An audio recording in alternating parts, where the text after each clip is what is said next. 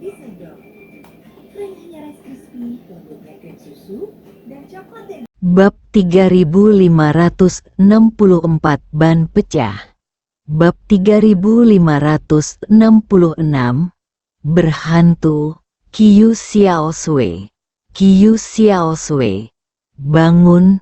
Ye Chong memanggil dengan lembut, berusaha untuk tidak merusak ketenangan malam. Qiu Xiaosui terbangun dari tidurnya, matanya tampak sedikit bingung dalam kegelapan. Melihat Ye Chong berdiri di samping tempat tidur, detak jantungnya tidak bisa membantu tetapi semakin cepat. Dia pikir Ye Chong tidak tahan lagi dan ingin mengambil langkah lebih jauh dengannya. Ada rona merah di wajahnya, dan dia pemalu sekaligus penuh harap. Kalau begitu, ayolah, aku bersedia. Suara Qiu Xiaosui sangat pelan hingga hampir tak terdengar. Dia membenamkan kepalanya di bantal, tidak berani menatap Ye Chong. Ye Chong tertegun dan bertanya dengan ragu. Apa? Ayolah, saya bersedia. Ketika Qiu Xiaosui mendengar ini, wajahnya menjadi lebih cerah. Belakangan, Qiu Xiaosui menyadari bahwa dia mungkin salah paham, dan dia segera ingin mencekik dirinya sendiri sampai mati. Melihat ekspresi bingung Ye Chong, wajahnya langsung memerah sampai ke akar telinganya. Ah, tidak. Kupikir. Qiu Xiaosui tergagap dalam penjelasannya. Dia ingin menemukan celah di tanah dan merangkak ke dalamnya. Ye Chong memandang Qiu Xiaosui dan tiba-tiba memahami kesalahpahamannya. Dia tidak bisa menahan tawa. Apa yang kamu pikirkan? Saya ingin memberitahu Anda bahwa mungkin ada sesuatu yang salah di sini. Saya mendengar suara pancuran dan membukanya. Itu sendiri. Ketika Qiu Xiaosui mendengar ini, dia langsung merasa sangat malu.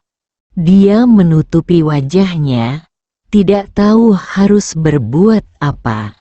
Jangan salah paham, aku tidak bermaksud begitu, Ye Chong dengan cepat menjelaskan. Qiu Xiaosui meletakkan tangannya dan tersenyum canggung. Saya mengerti, saya salah paham. Ye Chong berdeham, segera mengganti topik pembicaraan, dan berkata dengan serius, saya pikir mungkin ada hantu di sini, ayo keluar. Qiu Xiaosui menjadi gugup setelah mendengar apa yang Ye Chong katakan. Apakah benar ada hantu? Kemudian, Ye Chong memberitahu Qiu Xiaosui apa yang baru saja terjadi. Keduanya memutuskan untuk mendengarkan lebih lama, dan akhirnya menunggu lama, namun tidak mendengar suara pancuran lagi. Jam di dinding menunjukkan bahwa waktu sudah menunjukkan pukul 10:30 malam, dan sebentar lagi sudah tengah malam. Saya sedikit takut. Ye Chong semakin merasa bahwa hotel ini sedikit aneh. Dia memutuskan, ayo keluar dan tidur di mobil. Qiu Xiaosui mengangguk dan sangat setuju. Keduanya dengan cepat berkemas dan bersiap meninggalkan ruangan. Begitu dia keluar dari koridor, Ye Chong menemukan bahwa pintu kamar lain juga terbuka, dan seorang pria botak mengenakan piyama keluar.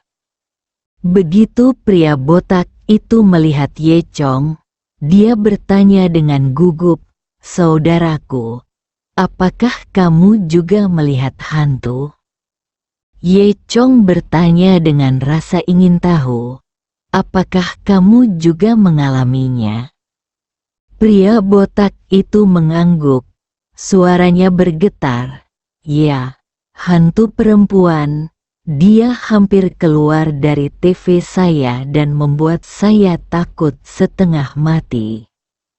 Saat pria botak itu berbicara, dia melihat ke arah kamarnya, terlihat sangat ketakutan.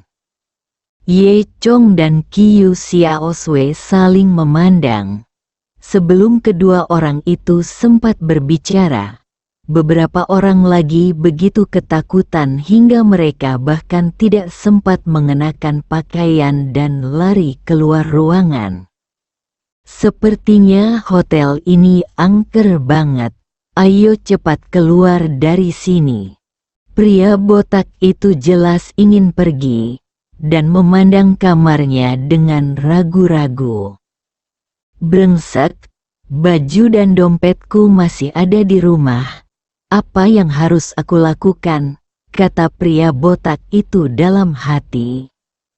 Dia ragu-ragu selama beberapa detik, bertanya-tanya apakah dia harus kembali dan mengambil sesuatu. Namun, pada akhirnya, rasa takut jelas-jelas mengalahkan segalanya. Ye Chong dan Qiu Xiaosui juga berjalan menuruni tangga. Qiu Xiaosui mengikuti Ye Chong dari dekat. Napasnya terasa berat karena gugup, dan dia bisa mendengarnya dengan sangat jelas. Mereka berdua berjalan cepat menuju pintu keluar hotel. Ketika mereka melewati lantai pertama, mereka menemukan pria besar di meja depan telah menghilang. Di dinding belakang meja depan terdapat lukisan potret yang terlihat sangat lusuh dan sedikit menyeramkan. Selain Ye Chong, Qiu Xiaosui dan pria botak, ada 4 atau 5 warga lainnya di sini. Ye Chong agak aneh. Jika hotel itu berhantu, mengapa hanya banyak kamar yang berhantu? Lagi pula, bukankah kamar nomor 355 di ujung koridor paling mungkin berhantu? Sekarang sepertinya tidak ada yang terjadi di ruangan itu. Namun, aneh juga kenapa kedua gadis itu lama sekali untuk mandi. Saat Ye Chong sedang berpikir liar, Qiu Xiaosui menarik lengan Ye Chong. Ye Chong, apa yang harus kita lakukan malam ini? Suara Qiu Xiaosui bergetar. Angin dingin bertiup di malam yang gelap, dan Qiu Xiaosui menggigil. Ye Chong melepas mantelnya dan menaruhnya di pundaknya. Meskipun dia tidak berbicara, tindakan Ye Chong membuat Qiu Xiaosui merasa malu lagi. Malam ini berangin, ayo pergi ke mobil dan puas malam ini, kata Ye Chong. Sebelumnya kata pengemudi, mereka yang tidak ingin mengeluarkan uang bisa tidur di dalam mobil. Akibatnya, ketika Ye Chong dan Qiu Xiaosui berjalan ke tempat mobil itu mendengarkan, mereka menemukan bahwa tidak ada seorang pun di dalam mobil itu sama sekali. Mobil itu gelap dan jelas terkunci. Pengemudi ini bajingan sekali. Dia bilang dia bisa tidur di dalam mobil. Jadi kenapa dia menguncinya? Ye Chong tidak mengatakan apa-apa. Dia berbalik dan melihat sekeliling. Lampu malam masih menyala di dalam bus perjalanan di kejauhan. Jadi, Ye Chong dan Qiu Xiaosui berjalan ke pintu bus wisata dan mengetuk pintu. Seorang pengemudi yang mengenakan topi dan rompi berjalan turun. Apa yang kamu lakukan? Pelankan suaramu. Kecilkan suaramu. Sopir itu berkata dengan tidak sabar. Baiklah, supir, bisakah Anda mengizinkan kami tidur di mobil Anda semalaman?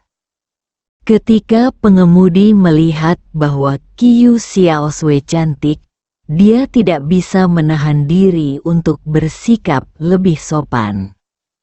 Haha, apakah kamu keluar dari hotel?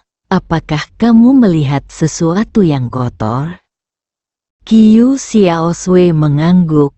Sopir itu sama sekali tidak terkejut.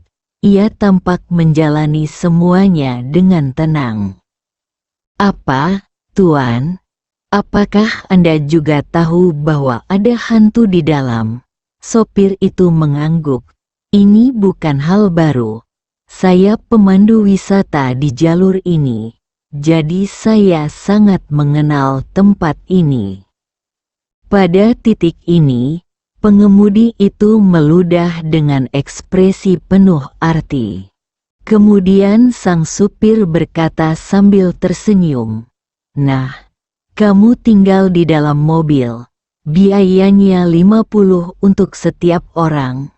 Melihat kamu masih muda, saya akan memberikannya sedikit lebih murah untuk kamu, 80 saja."